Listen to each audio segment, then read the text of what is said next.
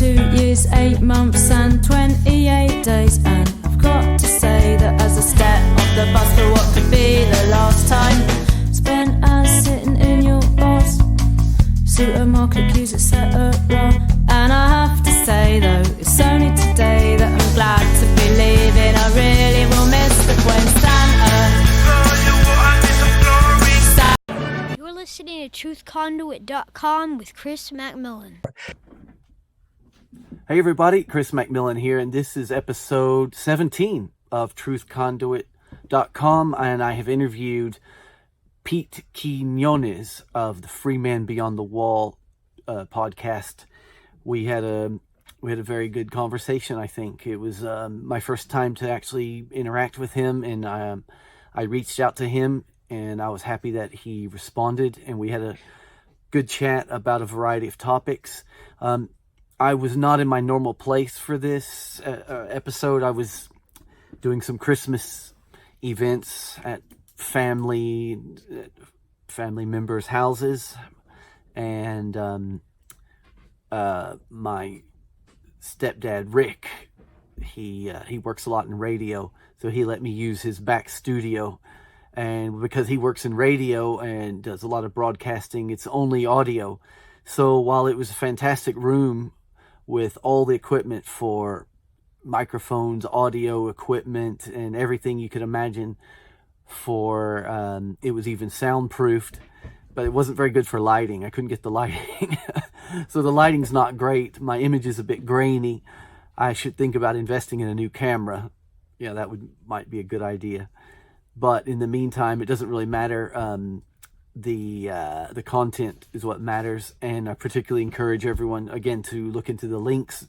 All the topics that we discussed I included into the show notes. So yeah, thanks for listening. Hey everybody, Chris McMillan here, and I'm here with Pete Quinones. Pete is the host and navigator of the podcast Free Man Beyond the Wall. And he's also the managing editor of the Libertarian Institute. And you wrote a book in 2017 called Freedom Through Memedom, the 31-Day Guide to Waking Up Liberty. Pete, have I left anything out? No, that's it. I do have I'm in the production of doing a documentary called The Monopoly on Violence, which will be released next year. It'll be all about the history of the nation state and how we can transition to something a lot better. Very good. Your interview that I listened to your latest interview with, was it Jason Bassler of the Free Thought Project? Jason Bassler from, yes. Yeah. That was very good. I too check the Free Thought Project every day. A lot of disturbing information in there. What would you say to, I mean, are there any solutions moving forward to the monopolization to the police and their lack of accountability? Well, I think the only way out of it at this point is to create things within your own neighborhood and push them out. I use examples in an article I wrote recently on libertarianinstitute.org of something like Detroit Threat Management, which is Dale Brown created, and it's basically privately funded kind of thing. And then there was the Showroom Community Police in New York, Jewish communities. They basically created their own kind of police force to try and attack any kind of violence in their neighborhoods, because they know that the police aren't going to show up in time to stop. There's that old saying that 1 seconds count, police are minutes away. So they have unmarked cars that they go around in. They have a dispatch. They have a phone. If something's going on, they have a phone number you can call.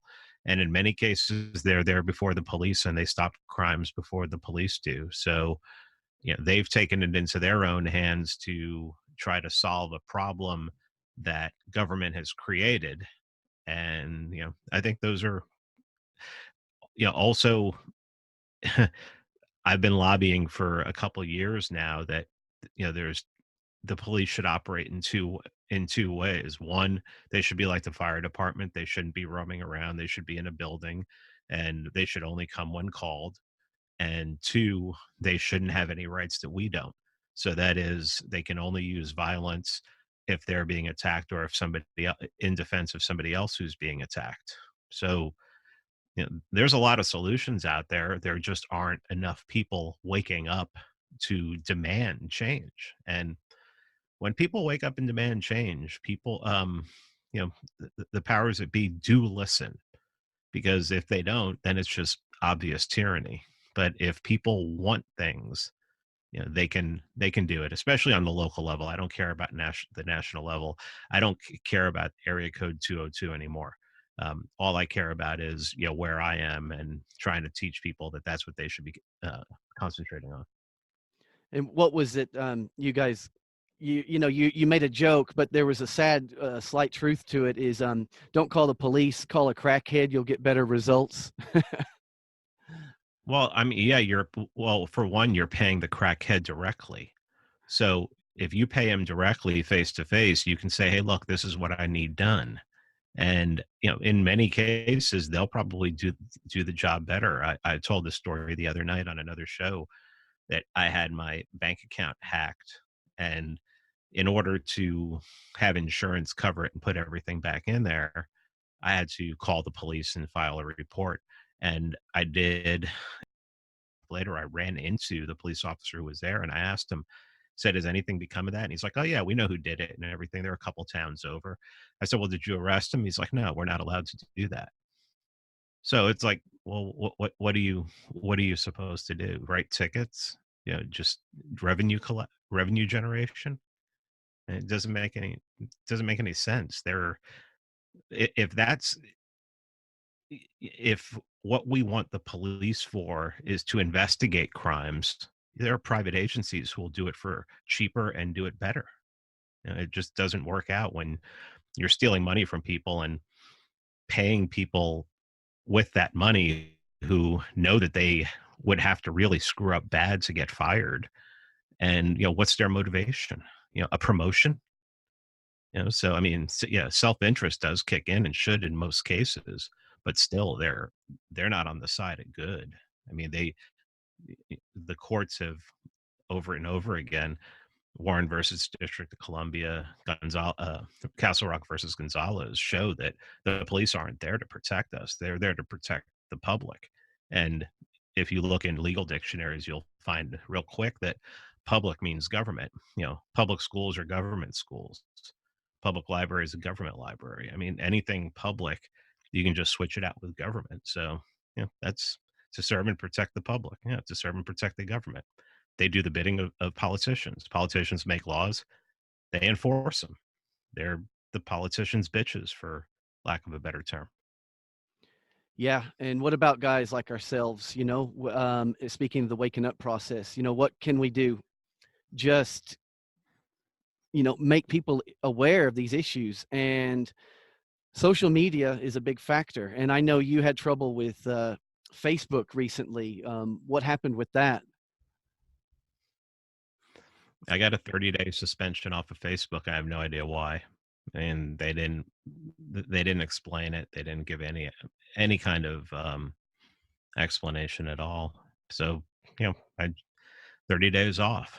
I put up my articles and put up my episodes, and there's a lot of reach on Facebook, even more so than on Twitter and other platforms. So, I mean, hopefully we can find some alternatives soon, but it's gotten to the point where these big platforms have, much like in the progressive era, you had so many businesses that were in bed with the government that they became monopolies. I mean, these are quickly becoming monopolies. What are some alternatives out there? I mean, for example, I know there's Steam It, there's Minds, Float. I don't know if what you pronounce it, Float. Would you say what else am I missing here?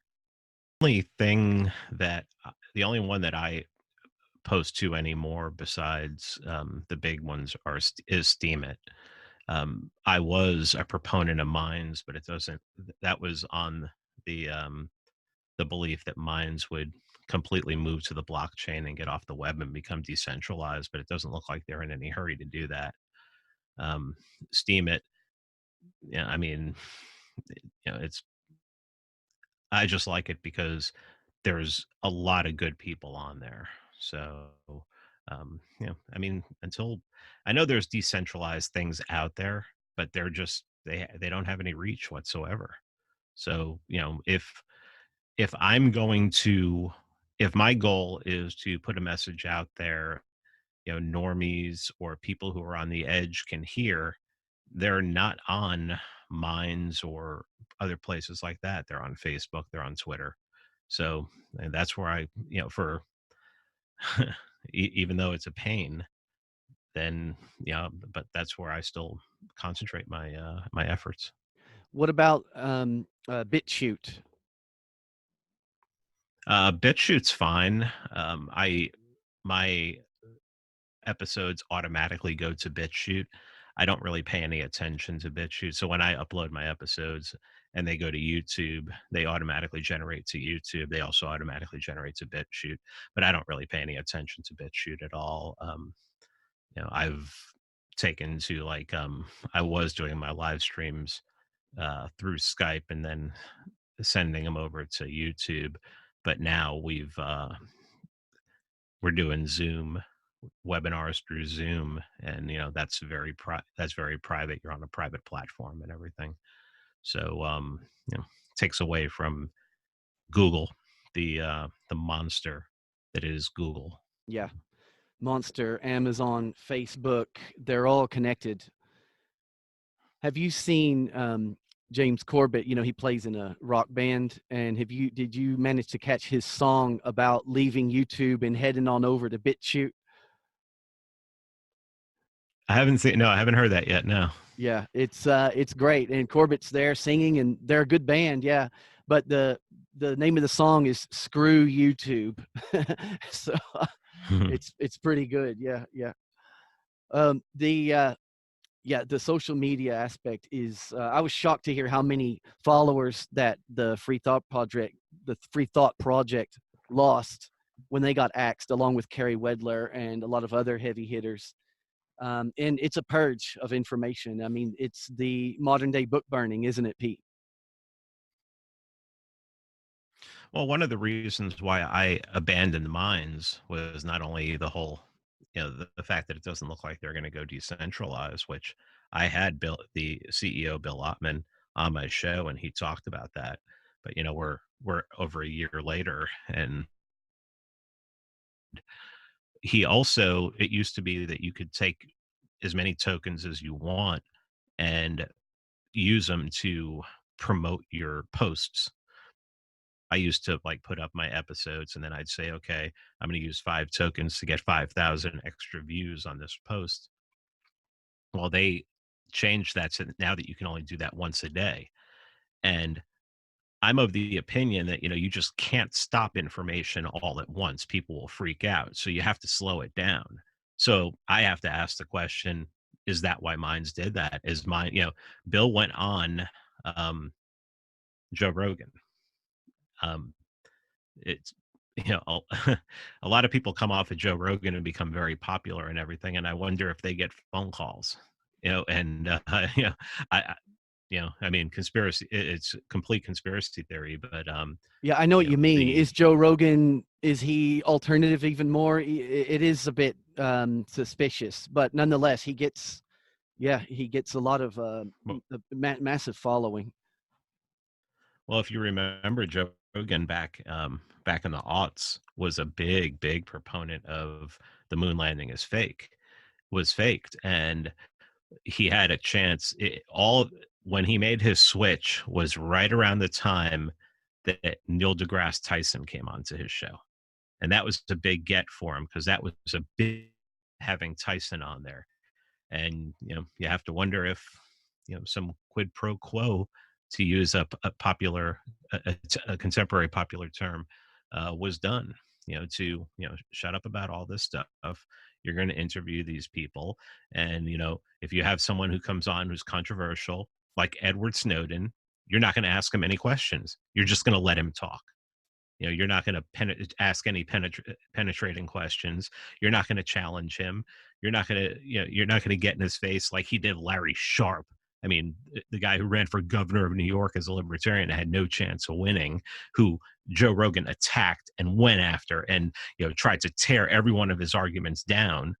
But Edward Snowden gets on there, one of the most famous people in the world, and he doesn't ask him any questions. It just basically lets him give, like a lecture that he would give in a college, over Skype somewhere. So, there's, I don't know, man. I Yeah, tend it to is. think It the is bigger, suspicious. I know what you mean. I didn't know that about. I didn't know that because I don't really. I know, I hear about Joe Rogan passively, but I don't actually actively follow his show. But I know the work that he does. It's and we have talked about this topic with him in autonomy. This subject has come up. What's going on? Things. There's a bit. Is it suspicious? We don't know. Pete, what about the Libertarian Institute? For, some people listening may not know anything about it. What's it about? What do you guys do over there? well, it's libertarianinstitute.org, and Scott Horton started it back in 2016. And, he openly says he started it because he wanted Will Grigg, the great William Norman Grigg, to have a platform and to, try to generate some income for him. He was very popular. We lost him a couple years ago, suddenly, and he was the best podcaster, the best writer in the libertarian movement. I mean, hands down, no one can even come close. Anybody who's listened or read him will agree. So he started it. Scott started it with Will Grigg and another great one, Sheldon Richman, somebody who's been writing libertarian articles and editing for 40 years. And Who what just put out. year are we talking about now? When is this in the beginnings? How long's it been? Has it It been was around? 2016. It's only been 3 years, Okay. and yeah, and then 2017, lost Will. So, he started it with Sheldon Richman and Will, and the idea was to put good podcasts up there and a lot of original articles, link a lot of stuff from antiwar.com because um, Scott's over there too, has been with antiwar.com since the early aughts. And our whole goal is to host a bunch of podcasts, which we do, and to put out articles that are just pure libertarian, liberty, anti-state, anti-CIA, anti-FBI, and to just educate as much as we can. And it's a 501c3, so it's a nonprofit.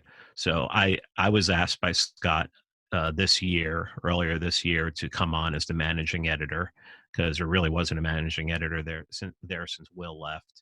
Since Will left us, died, and yeah, it's been amazing the amount of articles that we can get up there. We're getting a lot of new stuff, but we're doing an end of the year fund drive, which is something that's smart because as a 501c3, if you donate to libertarianinstitute.org, you get to write it off on your taxes at the end of the year. And I think most people who are liberty minded and realize taxation is theft, like that idea. But yeah, I mean, our goal is to, this year, the Institute put out 3 books, put out Sheldon Richman's Coming to Palestine, which is the definitive libertarian take on the Israeli-Palestine quote unquote conflict. Put out Scott's book of transcribed interviews with Ron Paul. It's called The Great Ron Paul. Scott's done, I think, 34 or 35 interviews with him in the last 15 years. So those are all transcribed out there. And then Will Grigg's posthumous book, No Quarter, The Ravings of William Norman Grigg. He had edited that and had it all ready. So Scott had his good friend Thomas Edlum do a forward for it. And we put that out. And that's just an amazing, just all of Will's articles, just proving how much better a writer he was than any of us, any libertarian out there. And I'm glad I'm recording this, because otherwise I'd be jotting down, adding these to my must-read book list. This is great. yeah. And then for the coming year, we have Thomas Edlam, who I just talked about, who wrote the foreword to Will's book, will be doing a book on the Christopher Tapp um, fiasco, which was a young man who the police basically convinced him to um, own up to a murder, to admit to a murder that he didn't do, and lost years and years of his life with that. That was Will Grigg really shone a light on that when he was alive, did a lot of podcasts and a lot of articles on it. And he was one of the main people who really brought that to the forefront so that Christopher could, finally be released. And then Scott's book, which he's finishing up now, is going to be about all of the terror wars since 2011. So his first book, Fool's Errand, which the Libertarian is to put out in 2017, was Fool's Errand: Time to End the War in Afghanistan, and it's the definitive work on the Afghanistan war, how we got there, the history of it going back to 1979, with the Soviets invading. So he's going to do a book on all the terror wars, talk about even places people don't want to talk about, like Somalia. So that's going to be in there. And then as soon as I'm done writing for the documentary, I have a book that I started working on, another book that I want it to be the definitive libertarian take on the Waco massacre. I think we need to, in this day of 50,000 SWAT raids a year, 50,000 mini Wacos a year, we need to go back and look at the Waco massacre and uncover the lies that were told, that were proven to be lies in 1999, but all of the lies were reported. All of the evidence that came to light that showed the Branch Davidians didn't set themselves on fire, and all these lies that have been told about them were actually lies. Nobody knows about those. So I'm going to look at that, and I've already written part 1 for it. I got sidetracked with the documentary and becoming the managing editor. And so this year I should be able to finish that. So later in 2020, I hope to have that book out, and it's as of yet untitled because I don't know. Scott asked me the other day, so what do you want to call it? I'm like, I have no clue yet, man. I don't know. I have ideas, but they sound too much like books that have already been written about the massacre. But I'm looking forward to releasing that, because that's going to be a short book. I want it to be no more than 150 pages, and I want it to be a reference book. I want someone to be like, okay, were they gun runners? And you can go to the book, look at the chapter on gun running, open it up, and there's an article length chapter in there about, were they running guns? Did they have illegal guns? And then, go from there. That is really exciting, because we were just in Waco last summer, actually, and my wife, she's really looked into that particular topic, and she's always telling me the things that she's learned about it and all the BS around it.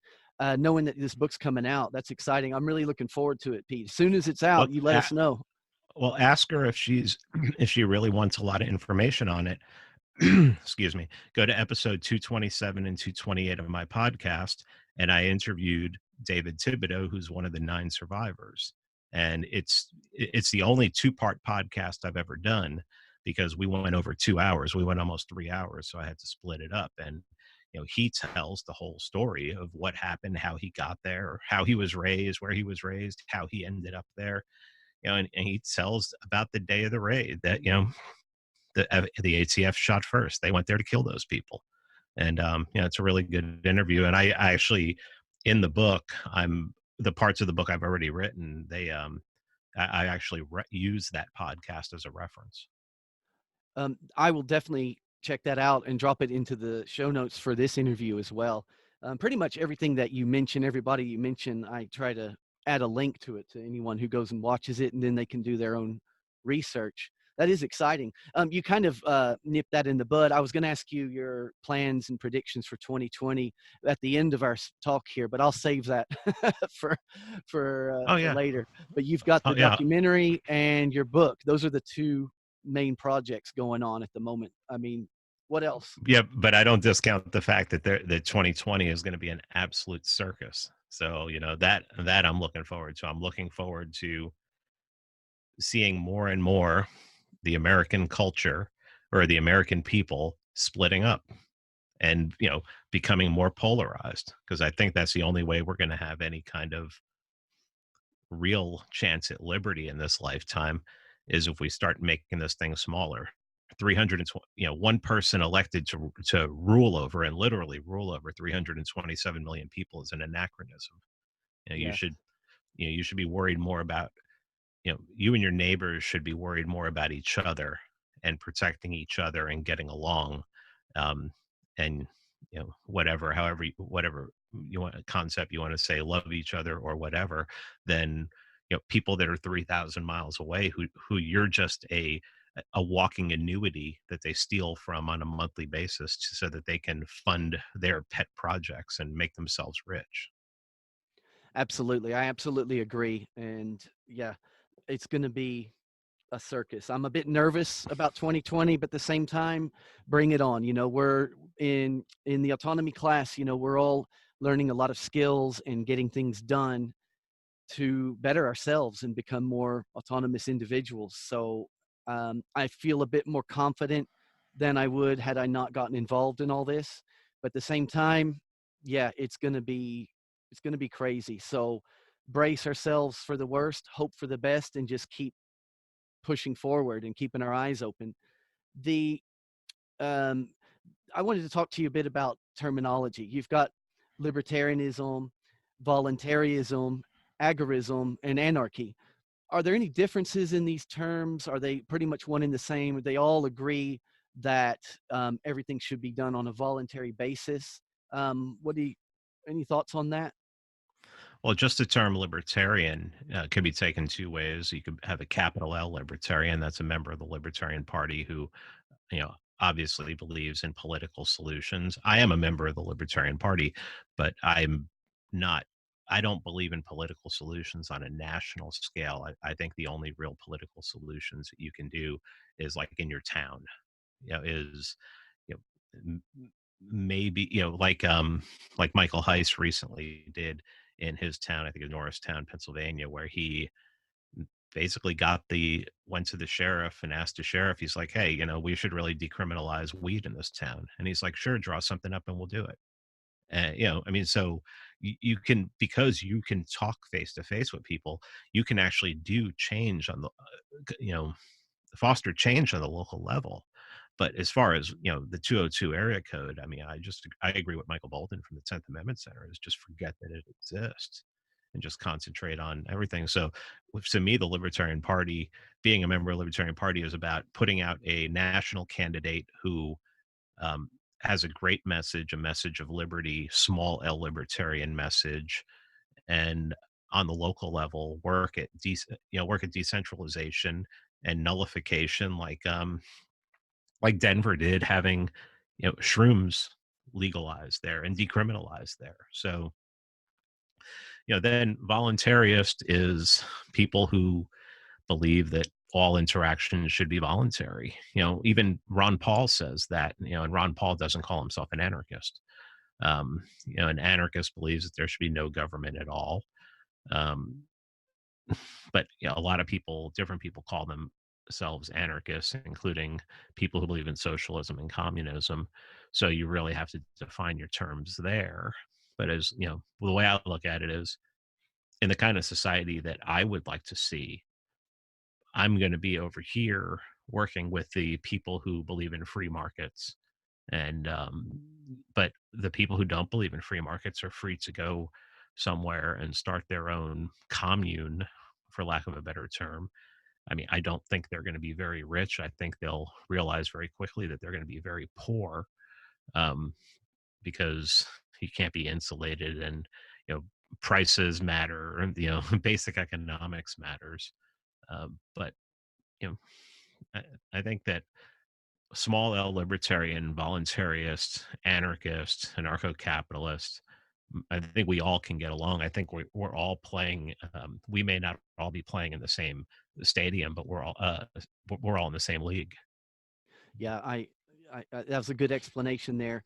The concept of libertarianism, I realized the other day, it's widely misunderstood. I was in an Academy store. I don't know. Do you guys have Academy? Oh, I know. Yeah, yeah, I know Yeah, yeah. Academy. Yeah. And the salesperson there, he was surprisingly very chatty and open.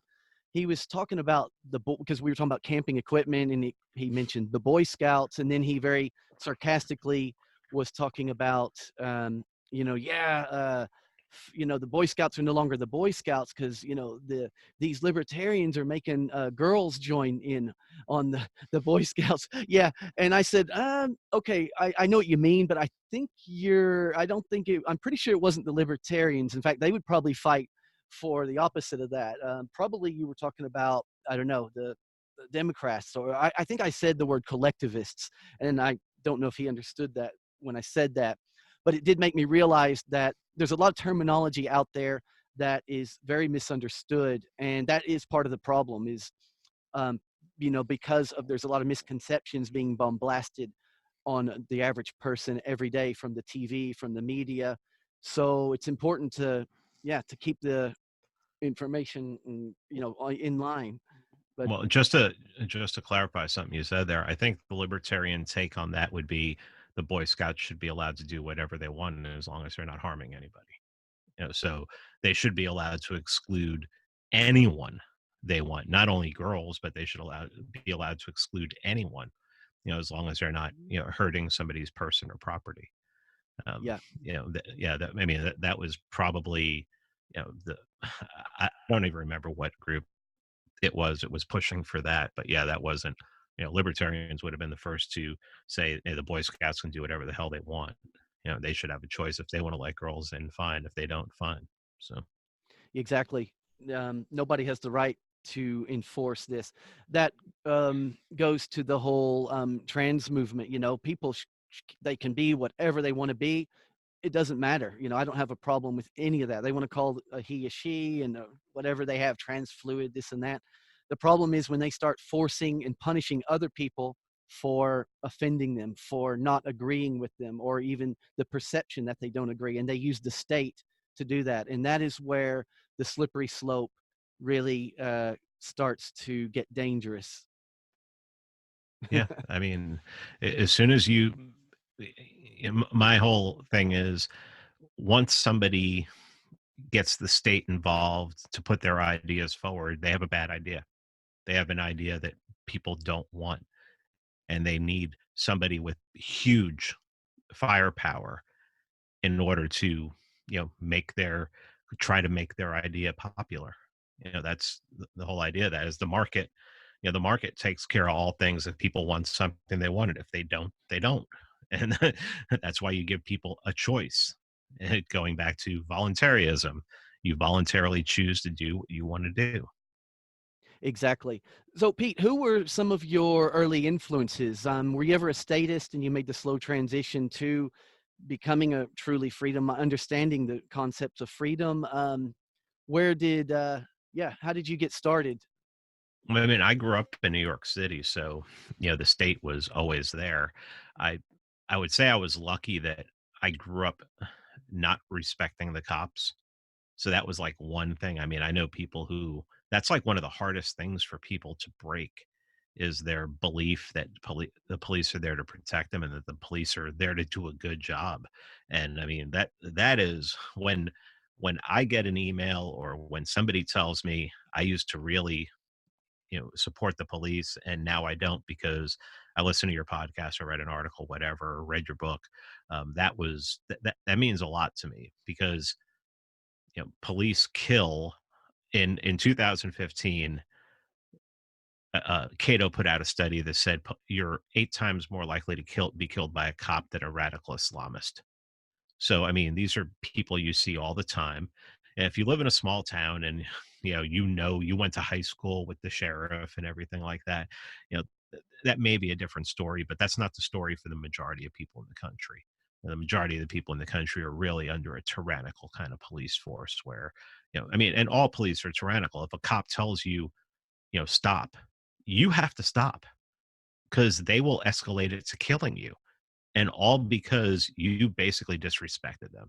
I mean, there's no other reason. I mean, you just basically said, no, especially if you've done nothing wrong, if you're innocent, why do you want to talk to this person? I mean, they're not good people. I mean, the one thing that I can respect about the Soviet Union was everybody understood that the cops were garbage. That's if there was one good thing you could say about the Soviet Union is people understood, and there's more people per capita in American jails than there were in gulags in Russia. So it's like, I Unbelievable. mean, yeah, free country. Yeah, whatever you say, keep believing that, keep believing Yeah. that.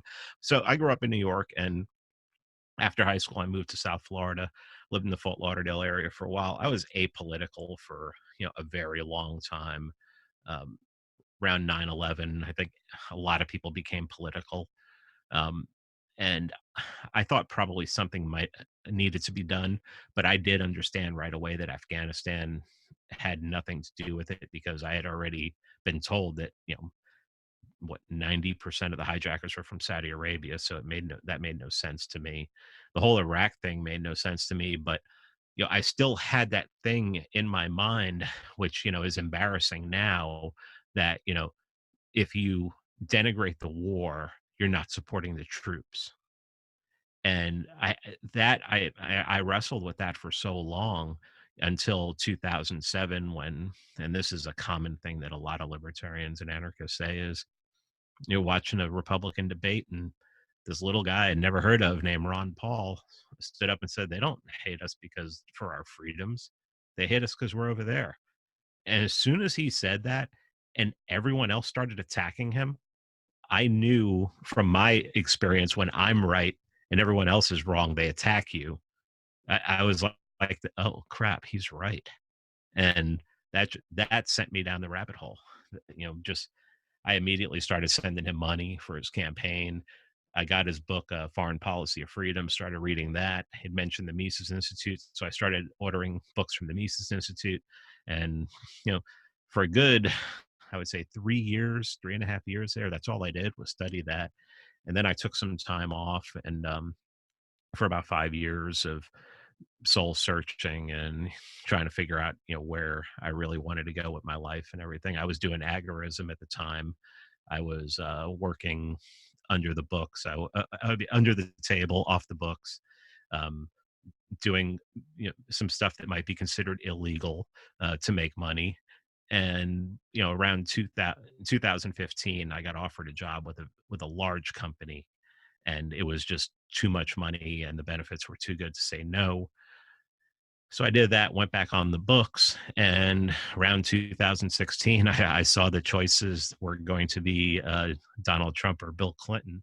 And I was out of politics at this time. Even when Dr. Paul ran in 2012, I didn't follow it at all. I mean, I was just like done. I'll never vote again kind of thing.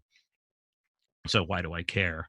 But and I knew Ron's not going to get elected, so it just seemed like something I didn't want to pay attention to. But when I saw that Hillary and Trump were were going to be the nominees, and that one of them was going to be president, I just, decided to get active, go on social media, let my opinion be known, start making some memes and sharing some memes, and started getting a lot of followers on Twitter. And then 2017, I decided that I wanted it to be more of a voice. So in July, I started a podcast, and here I am. Uh, on Friday, I released episode number 350. Yeah, And cool. I've been on the biggest libertarian podcast in the world. I've been on Tom Woods twice. I've been on Dave Smith's Part of the Problem 3-4 times now. Um, yeah, but Lions of Liberty, I've been on all three of the weekly shows with all three of the hosts and everything. And it's a wild ride, and I've had Dr. Paul on my show 3 times, and I've had Tom Woods on my show, and Bob Murphy, and these Dave Smith, and all of these amazing people, Scott Horton, numerous times. But it's not hard to get your partner from the Libertarian Institute to come on and do your show. And yeah, it's been a wild ride. And the encouragement that I get from people on social media um, is everything to me. And the criticism I get from the haters out there means even more, Yeah. because it's never constructive. You know, yeah, I've gotten some constructive emails. I had an email once, and I don't remember who said this, but he said, "Stop cursing, stop cursing so much." And I actually listened. And then I talked to Tom Woods, and he's like, "It's really important for me so that when one of my episodes is uploaded, that I can click the clean instead of the explicit button, so that people can know they can listen to it in their car when they're driving with their kids." And I mean, I still put out episodes. I don't think Monday's episode will have any cursing in it, but I know Fridays will. But sometimes that can't be helped. So so sometimes the New York just pours right out of me. But yeah, I mean, everything that I get positive, overwhelmingly positive, even the negative is just fuel. That's great. Yeah, your interview with the what was his name? It was the former military intelligence guy. That had a Donnie lot of Gebert. a lot of bad words in that one. But you clearly, you clearly warned in on the website, warning explicit language. Yeah, Yeah, he was yeah. I very interesting to listen to. But yeah, he did have a mouth. Yeah, yeah, well, yeah. I expect when former military comes on that I'm probably going to get, even when I had Danny Scherzen, who was a major, and now is a huge writer for antiwar.com, and just a great anti-war voice, taught at West Point and was teaching anti-war, was sneaking in anti-war stuff as he's teaching at West Point. And even when I had him on, and he's so, can go on any of the networks, and be, there were a couple had to slip out when he was on there, so, but it happens. I'm I hate when people say, well, cursing devalues devalues the message and everything. It's like, no, that's your uh, that's your bias. And if you Yeah, can't if you can't eliminate that, I like to listen to, like, one of my favorite podcasts is Loud and Clear. And they're just basically a progressive podcast, but they're anti-war, they're anti intelligence community. So I get a lot out of it. But when they start talking about economics, I know that their economics is crap. So I just don't even, I just in one ear out the other. Or I listen to them and I listen to what their arguments are, so that if I do talk to somebody who is on their side, at least I know what their arguments are and I know how to counter them. and you've had Richard Grove on a few times as well. Yeah, the last time he was on, we talked about the JFK assassination, and that was remarkable, man. That was I think I only I think probably got more feedback off of that one as far as emails and comments on social media, and I think only one of them was negative. But you're not gonna get everybody to 100% agree. But that was a very important show. To you're talking about a quote unquote conspiracy that the overwhelming majority of Americans believe in. And it Yeah, was so clear that something weird happened there, and even like the fatal kill shot on Kennedy, the headshot. Um, I was watching someone the other day who was like, "No, it didn't come from the front.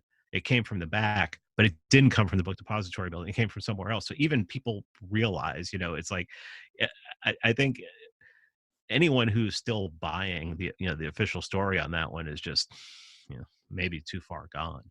But yeah, having Richard come on and talk about that, and really lay out, not only I care more about the why than the how. So why did this happen? And Richard's perfect for that. I mean, he can see into things, and see explanations that other people don't see, and I think that's really important. Pete, when the first time I heard of you and got wind of your podcast was when I met Richard Grove through the autonomy class, and then he was on your show. It was early days in autonomy, about this time last year, and I didn't know about Mance Raider. I thought, just sent a name to me, even though I was a Game of Thrones fan. And then later I caught on because I had always said, man, if I lived in the Game of Thrones universe, I would be up there. I would be beyond the wall. So why did you choose that character for the free man beyond your wall? Um, Well, the name, choosing the name as as a gnome to, as a as an anonymous kind of thing was came because I chose the name of the podcast first. I came up with Free Man Beyond the Wall first, and then I was like, I wasn't ready to use my my real name. I eventually started going by my middle name, and then when I joined the Libertarian Institute, being a 501c3, sort of have to have my real name out there. So anybody who went and looked at the paperwork on it would have found my real name. So I just said screw it. But the idea of Free Man Beyond the Wall was I came up with the name of the podcast first, and then I'm like, all right, I want to use an alias. And thinking back on it, I would have just used something that was not so obvious. I would just use like regular names or something like that.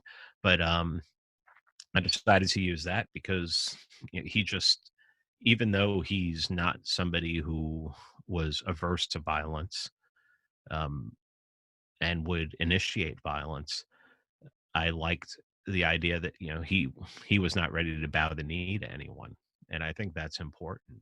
Is I don't see anyone alive. Both of my parents are gone. Um, the only person I really have to answer to is my wife. You know, she's the only one whose opinion I really value.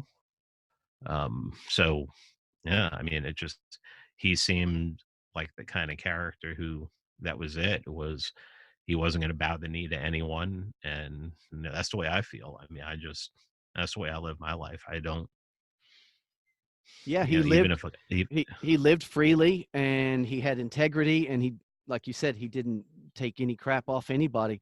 And he, then Jon Snow did him a favor there in the end by saving him a painful ending there. But yeah, it took me a while to make that connection because I didn't actually know his name. When I watched the show, names, it's confusing, the whole series.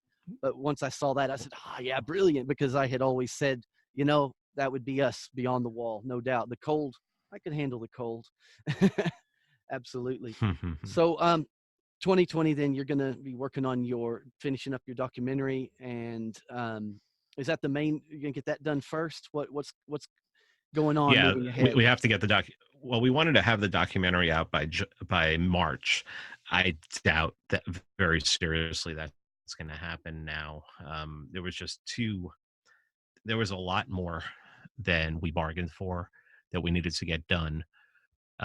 My goal is to have a finished product by May, and that could probably be doable considering the people that we have working on the project with us. Um, so once, pretty much once, right now we're transcribing all the interviews, and then the script is going to go around it, and then we'll start working on all setting up all the video for the interviews, and then animation and clips and stuff like that. But pretty much once the writing and everything is, the whole structure of the script is done, I'm out. I'm out. Everyone else can take care of the rest of that, so that I can start concentrating on my writing more, and I can concentrate more on the podcast. I really feel like like I even put the podcast on the back burner, although people have said the episodes are as good as ever. So yeah, I just want to concentrate more on the podcast and concentrate on a labor of love, which is really the book on Waco, and getting that out there so that I'm really looking forward yeah. to it. I think it's going to be an excellent reference for that topic, and I think you've found a good. Is it something you were always interested in? The topic of Waco. Well, I knew that the government was lying right from the start, because I'm old enough to have watched it happen on TV. And when I was watching it happen on TV, you had newscasters that were like, okay, the people who are in there, they're all criminals. This is a criminal cult.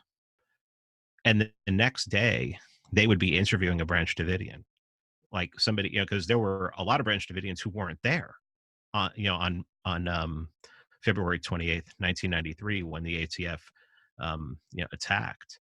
There were the guy who, they had an arms business. The guy who sold all the guns was headed to a gun show and everything. So like they didn't even have most of their guns. Most of their guns were headed to the to a gun show. And what's really telling, just a little thing that you'll find out in the book, is that when he found out they raided the place, he called the ATF and he said, "Hey, I'm the one who handles all the guns. Do you want me to turn myself over?" And they're like, "Nah."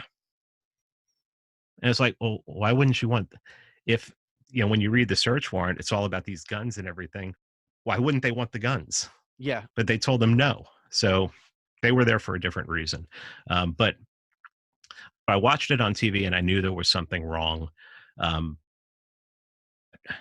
the story that they set themselves on fire, until I became a libertarian and I started studying more more horrors of the state. And then I actually I started hanging out on Skype with some people who would be like early sovereign citizens, and they explained it to me, and they're like, "You got to read this," and everything like that. And I'm like, "Oh, okay." So I'm like, "Oh, okay." So they burned those people alive, okay, to destroy the evidence.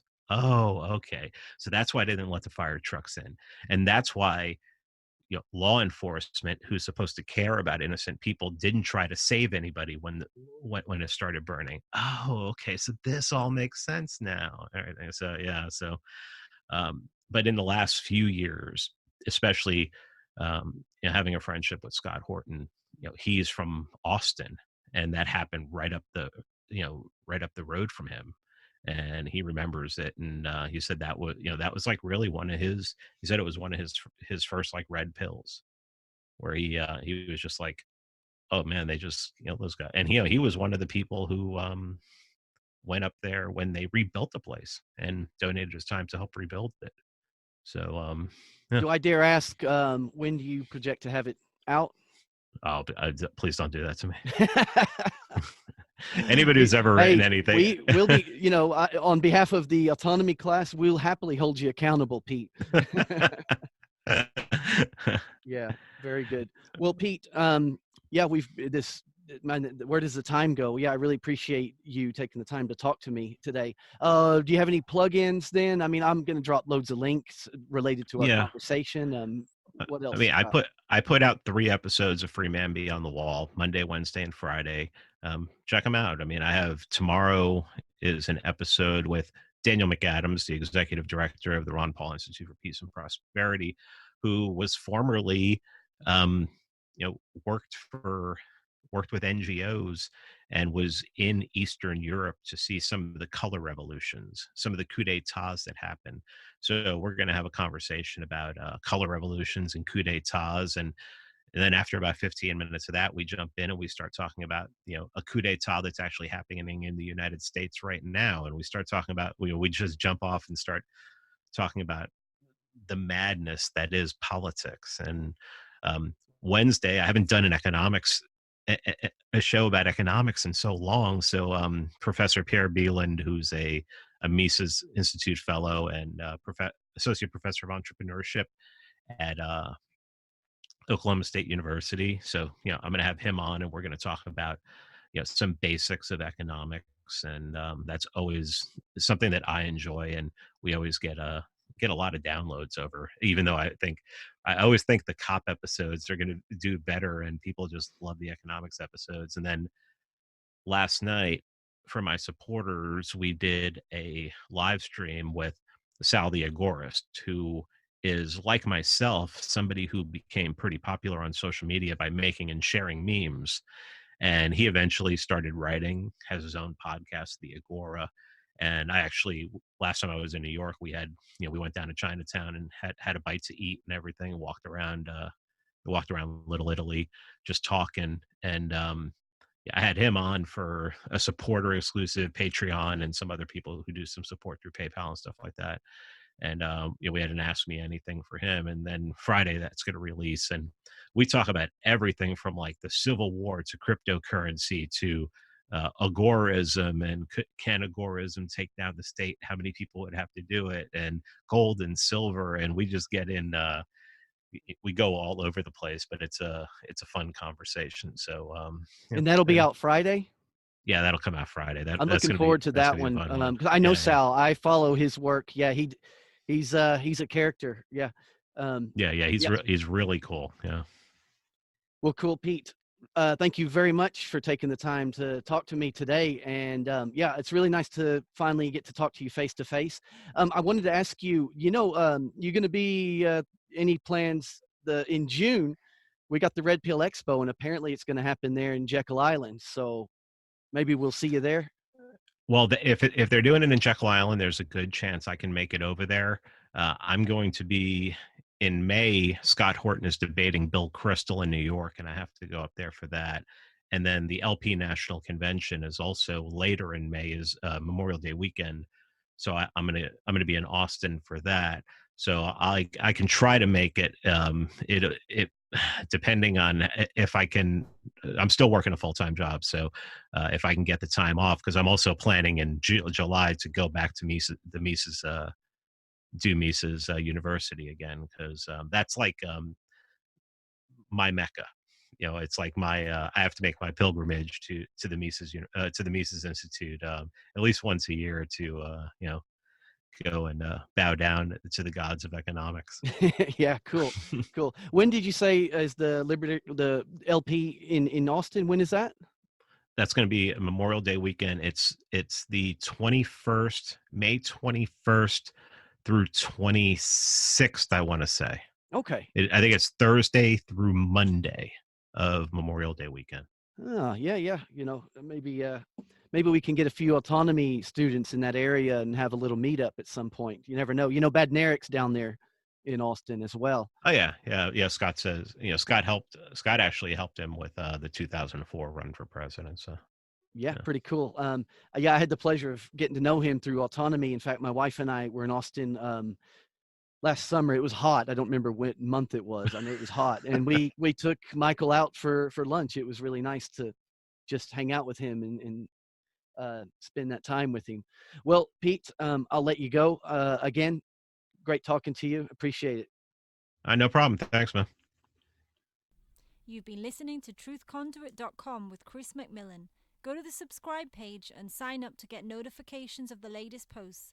And check out the support page to help keep it going.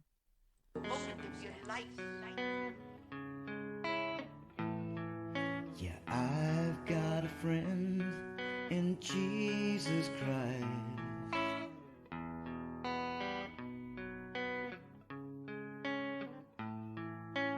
I've got a friend in Jesus Christ, and Krishna and Buddha and my bartender.